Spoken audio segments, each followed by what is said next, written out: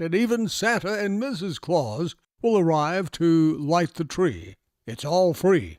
That's Friday night, December the 6th, 5 o'clock in the evening, right there on the Murfreesboro Square. And a special thank you to Main Street Murfreesboro for making this possible. Some great plays coming up at the Center for the Arts in Uptown Murfreesboro. You're a Good Man, Charlie Brown. That's just part of the season. December the 6th through the 15th, and that's at the Center for the Arts. And the Center for the Arts is also presenting White Christmas.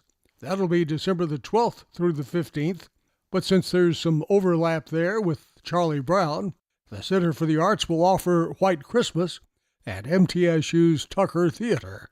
That's December the 12th through the 15th. Those are WGNS Good Neighbor events. I get a radio that's kind of possessed. It's Coast to Coast AM overnight, every night. You have a possessed radio? Yeah. WGNS, Murfreesboro. Rutherford Issues with Brian Barrett on FM 101.9 and AM 1450 Murfreesboro, FM 100.5 Smyrna. Listen and watch at wgnsradio.com. Rutherford Issues, powered by Middle Tennessee Electric and our friends at MTE this Thanksgiving are grateful for you, its valued members. May your holiday be filled with warmth, happiness, the glow of togetherness, and yes, of course, a lot of great food. Happy Thanksgiving from Middle Tennessee Electric. Happy Thanksgiving to our friends at the CAC, the Child Advocacy Center as well. They happen to be joining us in studio. The cogs that really make the CAC roll, down the road. Krista Colwell and Presley Hosford joining us today. There are a few others, I guess, right? Yeah, just a handful. Pretty tight-knit group of folks there, though, right? I guess you found out since you've been there. Are you the newest? I am not the newest. We just hired our 13th staff member, I believe, a couple of months ago, and she's out in Cannon County doing drug endangered children services. So it's incredible how fast that program has grown, because they started with just one person out in Cannon County, and now we have 3 full-time staff members providing services out there, which is wild. So yeah, I'm officially not the newest You're person. not a newbie anymore, right? Presley, you remember what that was like? Oh, I do. Yes. And I'm glad it's over. But it was still good, filled with love. Yeah. Oh, of course. You were probably first in line for the turkey unless there was an intern, right? Yes, of course. And she did fall victim to the turkey suit, but she did an amazing job. Okay. Yeah. So I guess we've got a lot to talk about in terms of that and what other things you have on your mind. So turkey tee off, how was that? It was amazing. Honestly, we had such a beautiful day of weather. Everyone came out. This was our first year completely selling out all of the teams. So we had a full tournament of 36 teams, which was super special. And also this was the most money that we've ever raised from the tournament. So just a lot of record breaking, a lot of great support, which of course all goes back to the crisis services that we provided at our center. And it was just really nice to be in community with folks, meet new folks, because we had some newcomers this year, and tell them about the CAC, tell them about our mission. And of course, me and Presley on the golf cart going crazy, and we didn't crash this year. So another plus. That is interesting that you bring that up. There was a police report out of Smyrna, though. Kind of a rogue golf cart somewhere. Yeah, I didn't hear anything about that. Is that what those lights were I behind think, us? we definitely evaded the police. I have no idea what you're talking about. Somewhere, a golf cart speeding on Sam Ridley Parkway, I think. I don't know anything about that. So, I'm sure the Smyrna golf course was fun and all that good stuff. Everybody enjoyed playing the course. Yes, no, the team out there is incredible. Thank you to everyone at Smyrna Golf Course. We're so excited to host the tournament there again. I feel developed such a good relationship, because we do serve all of Rutherford County, but we love getting out of Murfreesboro.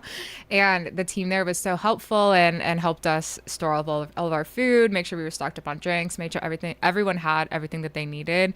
While Presley and I were arranging and rearranging everything to our liking, they were super helpful, helping us get set up. How much time would you estimate that you had to put in for that event? I mean, because that's kind of your baby with other people, but you're kind of the one in charge of this goes here and this, and the signups and all that. It's a big undertaking. This year we started earlier on the committee planning. So the tournament was in November, and we started preparing, getting registration, all that going probably in late July, early August. So I was doing website behind the scenes things probably since July. Wow. Yeah. That's a lot. It is a lot. So I guess that was one of those, after it's done, you kind of kick back and take a big deep breath, huh? Yes. This is kind of my like half deep breath time because we do have Secret Santa and then our year-end mail out that's going out. So a lot of like end of year wrap up kind of things. But this is my favorite time of year because it's the most fun because I love Secret Santa. I think it's one of my favorite CIC programs that we do. So it's exciting too to be part of that. You've been busy too, Presley? Oh, yes. Lots of trainings going on, which I'm very grateful for, especially with it being so busy with holiday season. People are still finding time to welcome me into their center, into their organizations, to learn how we can put our best prevention skills forward to safeguard the well-being of all children. So it's just it's a thankful season. Yeah. Well, Thanksgiving, yes, right? Of course, yeah. And so I'm assuming you've got dates right up through the end of the year and even on the books for next 2025. Yes, I do. And so I always appreciate when people schedule early with me for sure. But yeah, right up until Christmas, I'll have some trainings. And then we have Secret Santa coming up, of course, as well, which is also a favorite event of mine, just so we can give back to the community and to the children and families we serve every single day. Everybody gets involved with Secret Santa, though, right? Oh, yes. Yeah, it's a team effort and a community effort. Sure, absolutely. It takes the community to make that roll. So who wants to talk to me about Secret Santa? I guess both of you can. Chris, kind of give me the details about what's going on and how we can help. Yeah, so Secret Santa is our annual holiday giving program. And so what we do is all of the children and families that we serve at the CAC are eligible to be a part. So we know these clients are counselors and family advocates have worked with these clients and their families, and they know sort of about their needs. And we gather an intake form and ask them for their wish list, things that they need. So it can range from everything from fun toys that they want, but also necessities like socks, clothes, different things that kids grow out of rather quickly that they might need that extra hand with. I think a lot of people underestimate how much of an impact having a child go through child abuse or sexual abuse and having that ongoing investigation can take a toll on families during the holidays. So it really is an honor and a privilege to be able to step in and take some of that burden off, given everything that they're going through. And so Jenny, our family advocate, will match sponsors completely anonymously with a family. So let's say I want to be a sponsor. I can say, hi, I'm interested in sponsoring a family of 4, and then we'll give you that wish list. You'll go out and either do the shopping for that or donate the funds to be able to purchase all of those things. And we'll have pickup in December, in the second week of December, with our friends at First Baptist Church, and then families can come and they pick up gifts for the whole family. So we will, even if you're living in the home, sometimes grandparents have to step in and take custody of a child. Those children and those families are also all eligible to receive gifts from our Christmas sponsors. So you said First Baptist Church, right? Yes, the one on East Main Street. Okay, I was just going to say. The only for, no. Is it on East Main or is it on Castle Street? And they're both right here. Wait, so it is on Castle Street. I misspoke. Okay. You're right, because I know both are close to us, and that was the confusion we had. The one on Castle Street. Okay. Yes. Yeah, they are both very, very close to each other. So First Baptist on East Castle. And it's good to have partners like that as well. And Presley, over the years, I know that we've talked about this, and there have been community businesses that have gotten involved and have, had their staff, adopt or all kinds of things like that. So there's an opportunity for team building for your staff too during this time. Definitely. There was one year, Nissan, they came together and donated so many toys and bikes for children. So it's not something you have to do alone. If you are at an organization and you and your coworkers want to get together and bring a family a little extra joy this season, you're able to do so. Or even if you find the time or you don't find the time to personally shop for a family, you can still donate to our center with like gift cards to different stores or grocery places as well. So we can give those to family, or we'll do the shopping ourselves, or just donate directly to the center.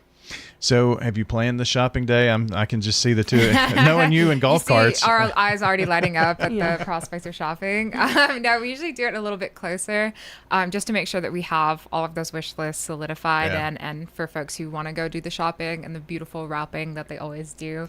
But no, Nissan in Murfreesboro is going to partner with us again this year, which is super exciting. And if you're going to be at Christmas on the Square on December 6th, that Friday, we will also have a booth, and we'll be collecting toys alongside Nissan. So even if you just want to stop by during the Christmas celebration, bring in a toy, a new unused toy for a child, we'll gladly accept those donations, and then we'll match them. And then a lot of times we have extra toys left over, and then some of the children and families will just get to sort of open shop, which is really magical. That's cool too. Yeah. And do they do that at the church when they come by? Yeah. Last year when, like Presley was saying, they brought all the bikes. Nissan brought, I think, 8 or 9 bikes, and then a couple of kids just got to pick out a brand new bike, test it out, and then we got to load them in the cars, and they got a brand new bike for Christmas. How about that? Yeah. That's got to be cool. You'll have to send me some videos of that. We'll post it on the website. Yeah, absolutely. Pickup. That's got to be an exciting time. We are talking with our friends from the Child Advocacy Center, the CAC, Carissa Colwell and Presley Hosford. Secret Santa going on. I guess now we can start shopping now. Absolutely. Yes. Start shopping. Especially if there's some Black Friday deals coming up. You know, you can pass that forward. I'm trying to reel in my personal spending, so maybe I'll just pass it along to another person who needs it. Yeah, there are too many. This is 40% off on Amazon. And it's for a good cause. Yeah. Shopping can't be bad if it's for the children. The shopping that I've done has been for my own personal selfishness, I guess, too. But so, how do we get matched up, or is it as easy as saying, I want to buy for a 10-year-old boy or a 7-year-old girl, or is that? Yeah, so give us a call at the CAC at 615-867-9000, and someone will answer the phone and give you a call right back to match you with the family. Or if you don't get to us, oftentimes there's a family in the center, and sometimes the phones get missed. Please leave us a voicemail and say, hi, I'm interested in sponsoring a Secret Santa family, and we'll call you back as soon as possible and give you all the information you need. Yeah. And we also updated the website. So if you go to the tabs and on the More section, you scroll down to Secret Santa, and the form is on there as well. So you can also fill out that form, and you'll see all the information of where to send that to as well. All right. You made me curious. I've got to go to the website. So got some cool things going on there.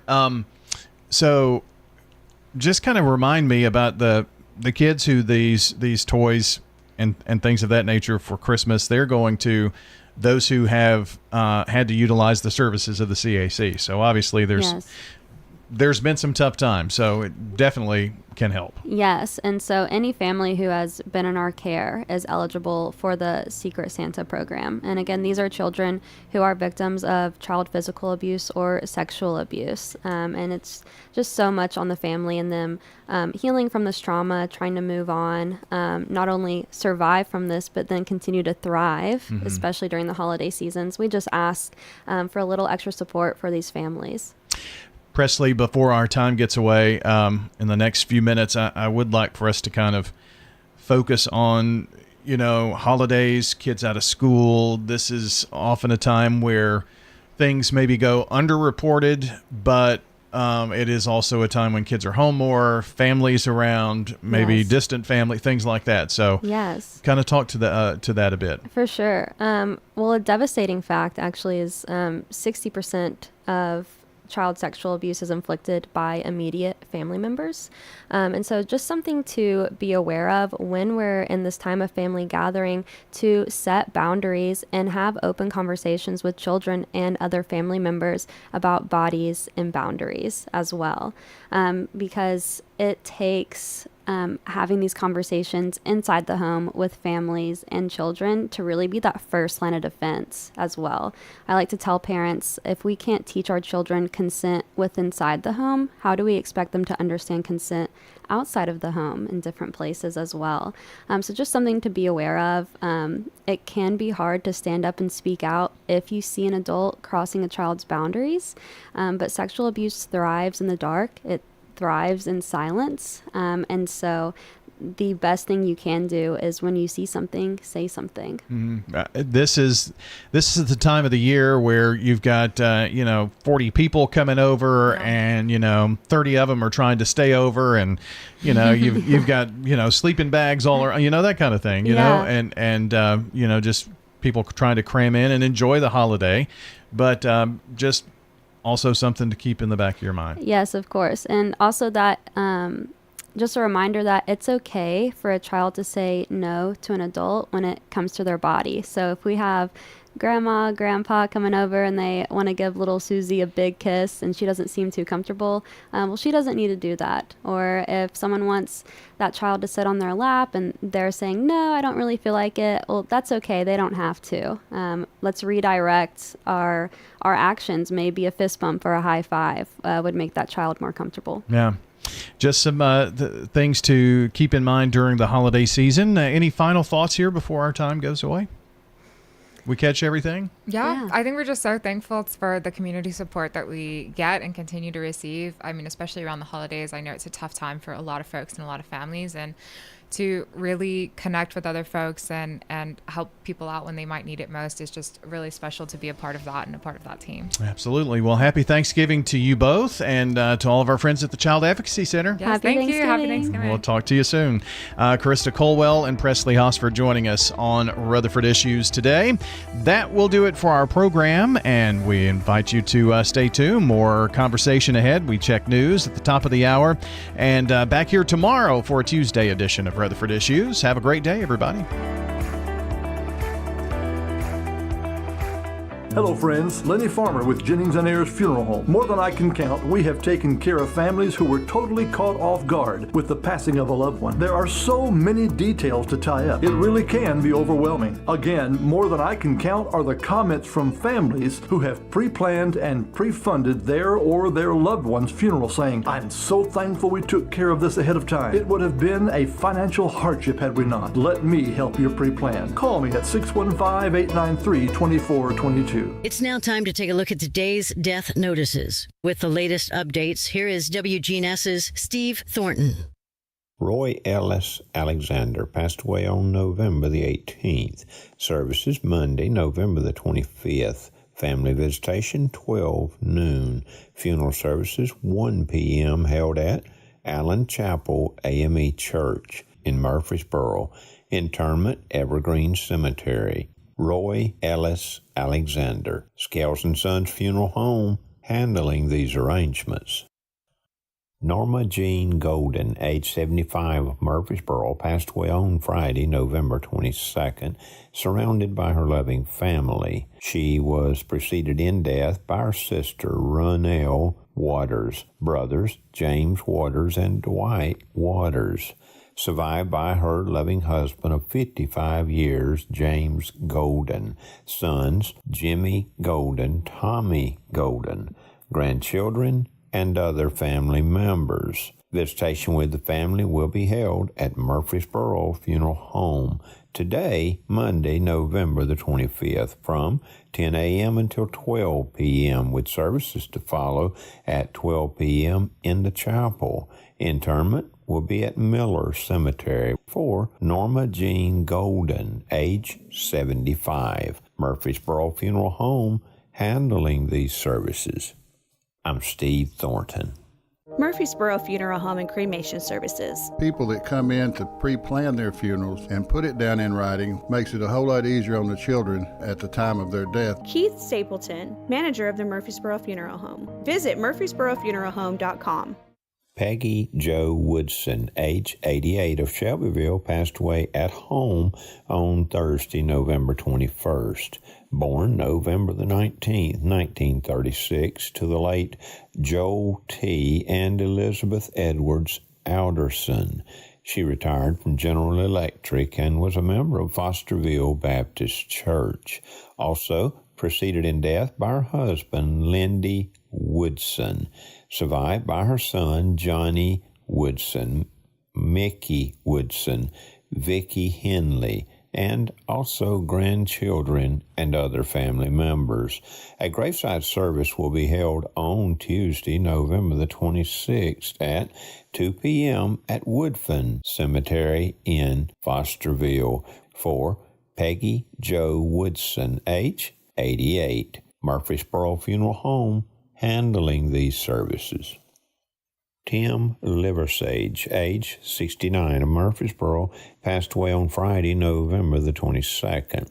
There will be a graveside service on Wednesday, November the 27th at 9 a.m. at Miller Cemetery, Christiana, Tennessee. Murfreesboro Funeral Home handling arrangements for Tim Liversage, age 69. Margie Moreau, age 62, passed away on Friday, November 22nd. A gathering of family and friends for Margie will be held Friday, November the 29th from 12 p.m. until 2 p.m. at Roselawn Funeral Home.